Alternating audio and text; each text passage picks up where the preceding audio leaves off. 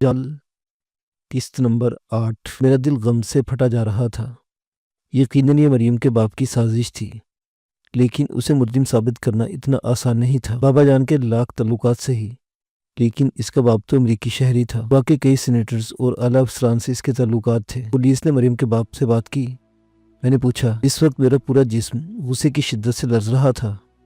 ہاں، اس نے لا علمی کا اظہار کیا اور خود بھی اس کی گمشدگی کی خلاف رپورٹ لکھوا دی۔ بابا جان، یہ سب کیا دھرا اسی منحوس کا ہے۔ میں اسے زندہ نہیں چھوڑوں گا۔ وہ اسے کام لو بیٹا، بابا جان نے کہا۔ ہم اس کی سرزمین پر اس کا کچھ نہیں بگاڑ سکتے۔ ہم نے اب بہت سختیاں برداشت کی، اور میرے ساتھ پاکستان واپس چلو۔ بابا جان، یہ آپ کیا کہہ رہے ہیں؟ میں نے حیرت سے کہا۔ مریم میری بیوی ہے، آپ کی بہو ہے، اور ہمارے قبیلے کی عزت ہے۔ میں اسے ان کافروں کے چنگل میں چھوڑ کر نہیں جاؤں گا۔ تو پھر کیا کرو گے؟ بابا جان نے سخت لہجے میں پوچھا۔ میں اسے تلاش کروں گا۔ آپ کیسے افغان ہیں بابا جان؟ کیا مریم آپ کی عزت نہیں ہے؟ میں نے اس سے کب انکار کیا ہے؟ بابا جان نے کہا، لیکن اب ان کے لہجے میں وہ سختی نہیں تھی۔ میں تو صرف یہ کہہ رہا ہوں کہ مریم کے سلسلے میں ہم کچھ بھی نہیں کر سکتے۔ آپ شاید یہ بھی بھول گئے ہیں کہ مریم کی بدولت آج میں آپ کے سامنے ہوں۔ اگر وہ بر وقت مولانا صاحب کو اطلاع نہ دیتی تو آپ بھی بعد میں کچھ نہیں کر سکتے تھے۔ وہ لوگ مجھے گوانتانامو بھی روانہ کر چکے ہوتے۔ لیکن بیٹا، انسانوں کے اس جنگل میں تو اسے کہاں تلاش کرے گا؟ اس کے باپ کے ہاتھ بہت لمبے ہیں۔ تو پھر تجھے کسی کیس میں پھنسوا دے گا۔ مجھے تو لگتا ہے کہ تجھے اس کیس میں ملوث کرنے والا بھی مریم کا باپ ہی تھا۔ بابا جان، مجھے تو لگ رہا ہے کہ میں کسی جنگجو قبیلے کے سردار دلاور خان سے نہیں، بلکہ سمندر خان سے بات کر رہا ہوں۔ آپ ہی نے بتایا تھا کہ اس نے دشمنوں سے سمجھوتا کر لیا تھا، اس کے باوجود وہ مارا گیا۔ میری بات سن کر بابا جان کا چہرہ غصے سے سرخ ہو گیا۔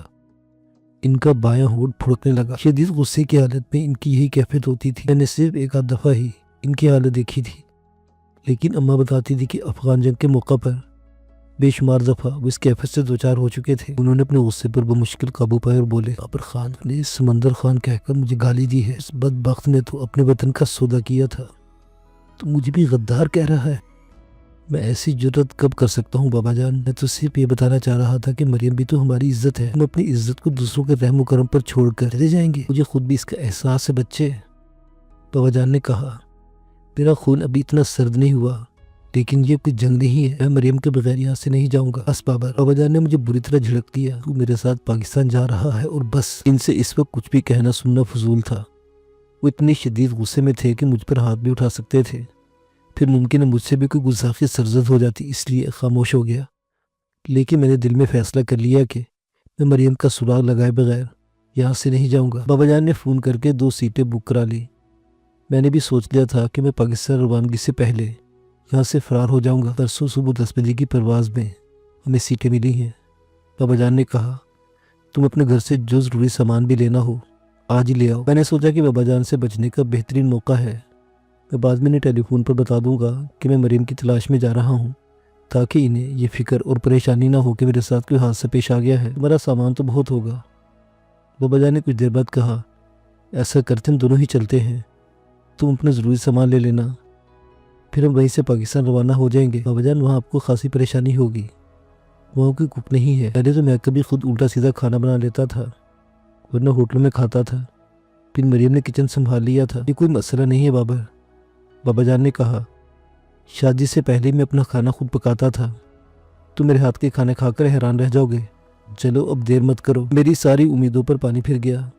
میں نے تو سوچا تھا کہ سامان لینے کے بہانے یہاں سے جاؤں گا اور کہیں غائب ہو جاؤں گا، لیکن بابا جان نے مجھے ایک لمحے کو بھی اپنی آنکھوں سے اوجھل نہیں ہونے دے رہے تھے۔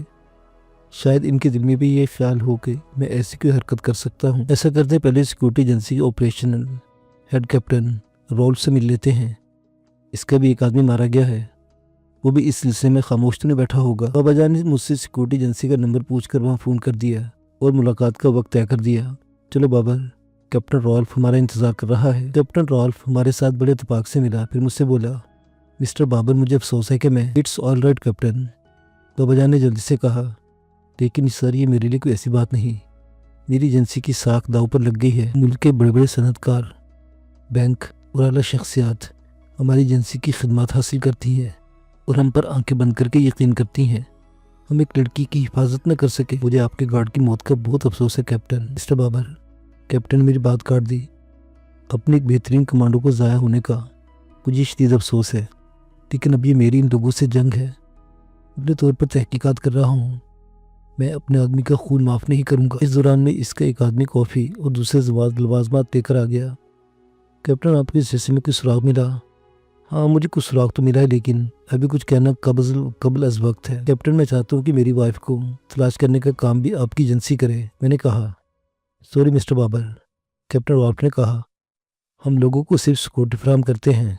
ہاں اکثر ہم ایک جاسوس ایجنسی کی خدمات حاصل کرتے ہیں بلکہ یوں سمجھ لیں کہ ہم اس جاسوس ایجنسی کے مستقل کلائنٹ ہیں. آپ اس سلسلے میں اس ایجنسی کے سربراہ مسٹر پیٹرسن سے رابطہ کر سکتے ہیں. اگر آپ کہیں تو میں اسے یہیں بلا لوں. اس کا آفس بھی اسی فلور پر ہے.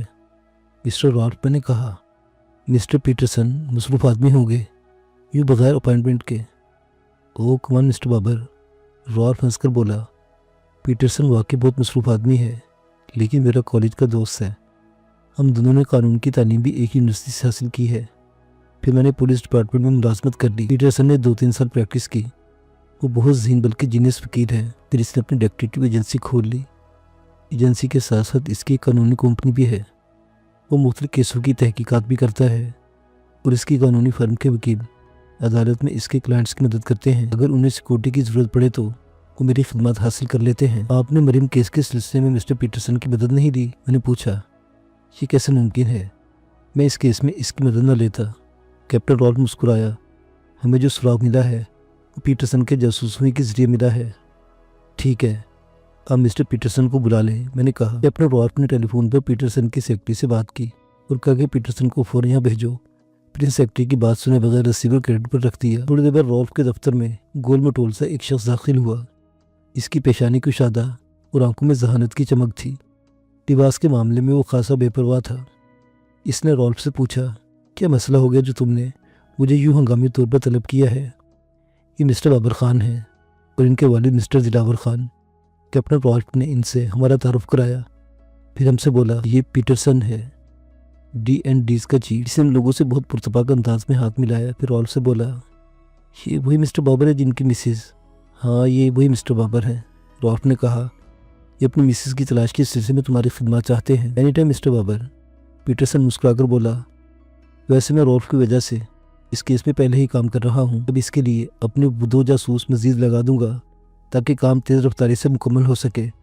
پھر وہ مجھ سے بولا کچھ فارمیلٹیز پوری کرنے کے لیے آپ کو میرے آفس تک چلنے کی زحمت برداشت کرنا پڑے گی. زحمت کیسی مسٹر پیٹرسن؟ میں نے کہا یہ کام تو دراصل میرا ہے. ہم جانے لگے تو کیپٹن رالف نے مجھے یقین دلایا کہ اپنے طور پر کوشش کر رہا ہوں. پولیس چیف بھی اس سلسلے میں سرگردہ ہیں. آپ فکر مت کریں ہم آپ کی مسز کو جلدی ڈھونڈ نکالیں گے. پیٹرسن کا دفتر بہت شاندار تھا. اس نے مجھ سے کچھ فارمز پر دستخط لیے اپنی فیس وغیرہ کے معاملہ طے کیے اور ہم باہر نکل آئے. وہاں سے میں اپنے اپارٹمنٹ پہنچا. کیپٹن رالف کا سیکورٹی گارڈ اب بھی وہاں موجود تھا. میں نے اس کی ایجنسی کو 4 ہفتے کا معاوضہ پیشگی ادا کیا تھا. اس نے مجھے فوری انداز میں سلام کیا. اس کے سلام کا جواب دیتا ہوا گھر میں داخل ہو گیا. 3 دن سے گھر کی صفائی نہیں ہوئی تھی. میں نے جلدی اپنے کپڑے اور دوسری چیزیں سمیٹی اور بابا جان کو بیڈ روم میں لے گیا. بیڈ روم میں ایک طرف شاپرز کے ڈھیر تھے. ان شاپرز میں وہ تحفے تھے جو مریم نے پاکستان آنے کے لیے خریدے تھے. ان شاپرز کو دیکھ کر مجھے دھچکا سا لگا. میں زیادہ دیر اس گھر میں رہنا نہیں چاہتا تھا. اس کے ایک گوشے میں مریم کی خوشبو پھیلی ہوئی تھی. میں نے 2 بڑے سوٹ کیس لے کر ایک میں اپنے کپڑے، ڈگریاں اور دیگر کاغذات رکھے. ان کاغذات میں مریم کی ڈگریاں، میرا نکاح نامہ وغیرہ بھی تھا. کچھ فوٹو البم بھی تھے. میں نے وہ البم دیکھے بغیر سوٹ کیس میں رکھ لیے.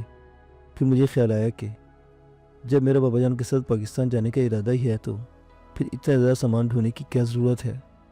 میں نے کچھ ضروری کاغذات اور اپنی ضرورت کی کچھ چیزیں ایک بیگ میں رکھی اور بقیہ سامان دوبارہ الماری میں رکھ دیا. رات کا کھانا میں نے باہر سے منگوا لیا. کھانا کھانے کے بعد انہوں نے مجھ سے پوچھا تم نے پیکنگ کر لی ہے؟ جی بابا جان. مجھے پیکنگ کرنا ہی کیا تھی. میں نے اپنی ڈگری، کپڑوں کے چند جوڑے اور ضرورت کی کچھ چیزیں ایک بیگ میں رکھ لی ہیں. باقی سامان یہیں چھوڑ جاؤں گا. دوسرے دن ہماری فلائٹ تھی. میں نے رات ہی کو کیپٹن رالف کی ہدایت دی تھی کہ سیکورٹی ایجنسی کا گارڈ میری غیر موجودگی میں بھی یہاں رہے گا. وہ اگر چاہے تو میرے اپارٹمنٹ کا ایک کمرہ بھی استعمال کر سکتا ہے. ہم لوگ ایئرپورٹ کے لیے روانہ ہوئے تو میرا ذہن مسلسل یہ سوچ رہا تھا کہ میں بابا جان کو ڈاج دے کر کیسے نکلوں. میں فی الحال پاکستان جانے کا تصور بھی نہیں کر سکتا تھا. میں نے سوچا فلائٹ اسلام آباد جاتے ہوئے راستے میں 2-3 جگہ رکے گی. میں اس ٹرانزٹ کے دوران میں سفر سے فرار ہو جاؤں گا. ہماری فلائٹ فرینکفرٹ پر رکی تو مجھے کچھ امید پیدا ہوئی. مسافروں کو ایئرپورٹ سے باہر نکلنے کی اجازت نہیں تھی، اس سے بابا جان بھی مطمئن تھے. सबसे बड़ा मसला ये था कि मैं अपने बैग समेत वहाँ से कैसे फरार हो सकता हूँ। फिर मुझे एक तरकीब सूझी गई। मुमकिन है मेरी ये तरकीब कामयाब भी हो जाती।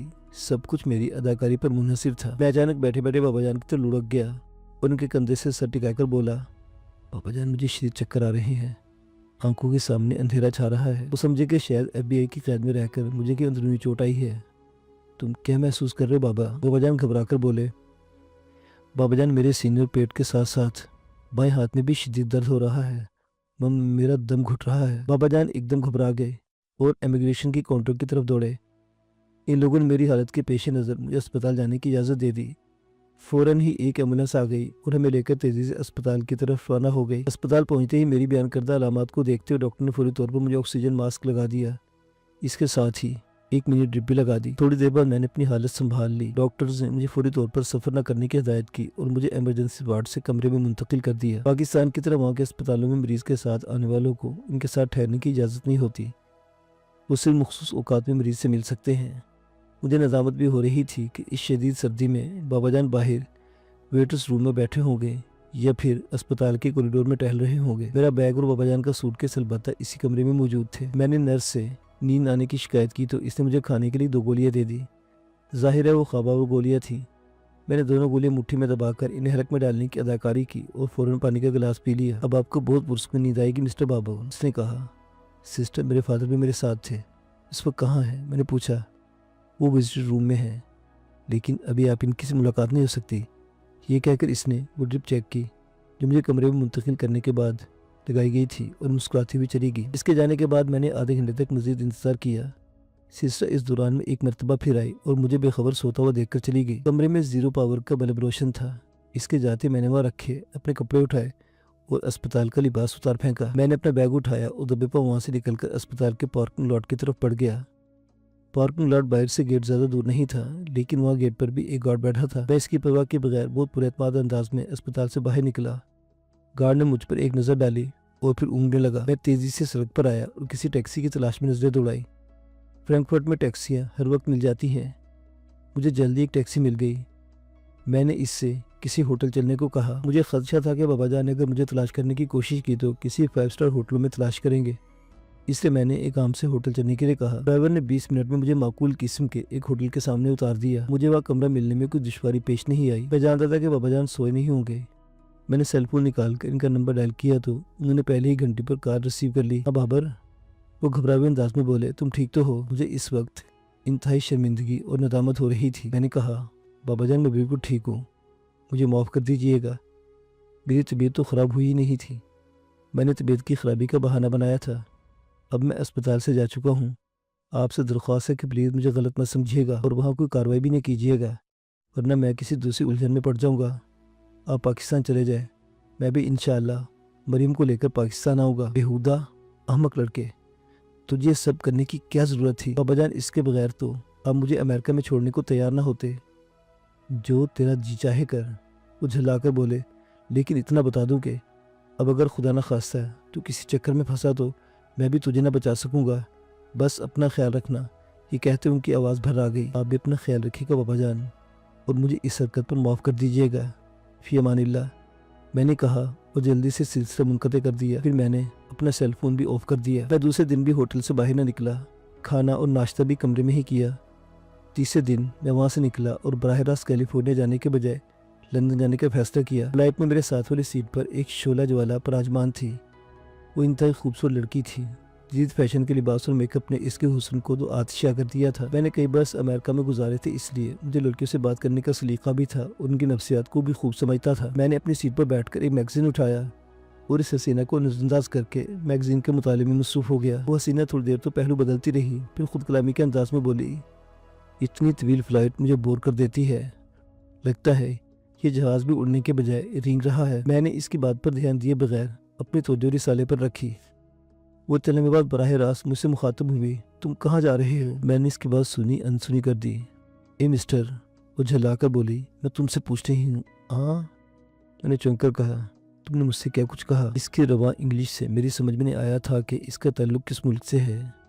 मैं ये पूछ रही कि तुम कहाँ जा रहे हो? फिर मुस्कुराकर खुद ही बोली, सफ़र अगर तवील हो तो ہم سفروں میں گفتگو میں اچھا وقت گزر جاتا ہے۔ یہ فلائٹ کہاں جا رہی ہے؟ میں نے پوچھا۔ یہ تو لندن جا رہی ہے، اس نے خامخواہ مسکرا کر کہا۔ تو پھر میں بھی لندن ہی جاؤں گا، میں نے جواب دیا۔ اور یہ فلائٹ اتنی بھی طویل نہیں کہ انسان بور ہو جائے۔ تو فرینکفرٹ سے سوار ہوئے ہو؟ میں پاکستان سے آ رہی ہوں۔ مسلسل 8 گھنٹے تک مجھے بور کر دیتا ہے، آپ اپنی سیٹ کھول کر اس پر لیٹ بھی سکتی ہیں، میں نے طنزیہ لہجے میں کہا۔ امریکن تو بہت خوش مزاج ہوتے ہیں، تم اتنے اکھڑ کیوں ہو؟ اس نے مسکرا کر کہا۔ تم سے کس نے کہا کہ میں امریکن ہوں؟ میں نے پوچھا۔ تمہارا حلیہ لباس، چہرہ، بال سبھی کچھ تو امریکنوں کی طرح ہے۔ ہمارا تعلق شاید پاکستان سے ہے۔ نو، وہ مسکرا کر بولی۔ میرا تعلق انڈیا سے ہے، لیکن تم نے بھی بتایا تھا کہ تم پاکستان سے رہی ہو، اس سے کب ثابت ہوتا ہے کہ میں پاکستانی بھی ہوں؟ وہ لڑکی خامخواہ میرے گلے پڑ رہی تھی اور یہی بات مجھے کھٹک رہی تھی۔ خوبصورت لڑکیاں کسی سے اس بھولے انداز میں بے تکلف ہونے کی کوشش نہیں کرتی۔ تھوڑی دیر بعد میں باتھ روم جانے کے لیے اٹھ گیا، لیکن وہاں پہلے سے کوئی موجود تھے، اس لیے فوراً ہی واپس آ گیا۔ میری آنکھوں نے ایک عجیب منظر دیکھا۔ لڑکی نے پھرتی سے اپنے ہینڈ بیگ سے کوئی چیز نکالی اور جھک کر میرے بیگ میں ڈال دی۔ میرے ذہن میں خطرے کی گھنٹیاں بجنے لگی۔ اس وقت تک باتھ روم جانے والا مسافر باہر نکل آیا تھا۔ میں دوبارہ باتھ روم میں چلا گیا۔ وہاں سے واپس لوٹا تو وہ لڑکی آگے کی رو میں بیٹھے ایک شخص کو کوئی اشارہ کر رہی تھی۔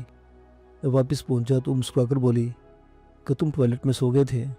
ہاں، اکثر مجھے بیٹھے بیٹھے نیند آ جاتی ہے، میں نے ہنس کر کہا۔ یوں بھی میں 2 راتوں کا جاگا ہوں، اس لیے اگر تمہیں اعتراض نہ ہو تو میں کچھ دیر نیند لے لوں۔ میں تو خود تم سے ہی بات کہنے والی تھی، مجھے بھی نیند آ رہی ہے۔ اس نے اپنی سیٹ کھولی، اس پر نیند دراز ہو گئی۔ لڑکی بھی اس پہ اونگ رہی تھی یا سونے کی اداکاری کر رہی تھی۔ میرا ہینڈ بیگ اوپر کے خانے میں رکھا تھا، اگر نیچے ہوتا تو شاید مجھے اس لڑکی کی اس حرکت کا علم بھی نہ ہوتا۔ میں نے اٹھتے ہوئے کہا، مجھے کچھ سردی محسوس ہو رہی ہے، میں ذرا کمبل لے لوں؟ یہ کہہ کر میں کھڑا ہو گیا۔ میں نے کمبل نکالا اور اس کی آڑ میں اپنے بیگ سے اوپر ہی رکھا ہوا ایک خوبصورت ڈبہ نکال لیا۔ میں نے سیٹ پر بیٹھ کر کمبل کی آڑ میں وہ ڈبہ کھول لیا۔ اس میں خوبصورت سی ایک ریسٹ واچ تھی، لیکن ڈبے کا وزن اس گھڑی سے زیادہ تھا۔ تھوڑی سی کوشش کرنے کے بعد مجھے معلوم ہو گیا کہ اس ڈبے کی دوہری تہہ ہے۔ میں نے اوپری حصہ اٹھایا تو مجھے ایک پولیتھین بیگ دکھائی دیا۔ اس پولیتھین کی تھیلی میں سفید رنگ کا کوئی صفوف تھا۔ میں اسے دیکھتے ہی سمجھ گیا کہ وہ ہیروئن ہے، اور ٹالکم پاؤڈر یا بورک ایسڈ تو نہیں ہو سکتا تھا۔ اب میری سمجھ آیا کہ لڑکی مجھ سے اتنی بے تکلف کیوں ہو رہی تھی۔ اسے یقین تھا کہ میں ہیروئن نکالنے میں کامیاب ہو جاؤں گا، پھر وہ کسی بھی بہانے مجھ سے وہ ڈبہ حاصل کر سکتی تھی۔ وہ لڑکی تنہا بھی نہیں تھی، اس کے کم از کم ایک آدمی تو ضرور تھا۔ میں نے غور سے اس آدمی کا جائزہ لیا جس سے لڑکی نے کوئی اشارہ کیا تھا۔ درمیانی عمر اور قد و قامت کا شخص تھا۔ اس نے گرے کلر کا سوٹ پہن رکھا تھا اور چہرے ہی سے جرائم پیشہ لگ رہا تھا۔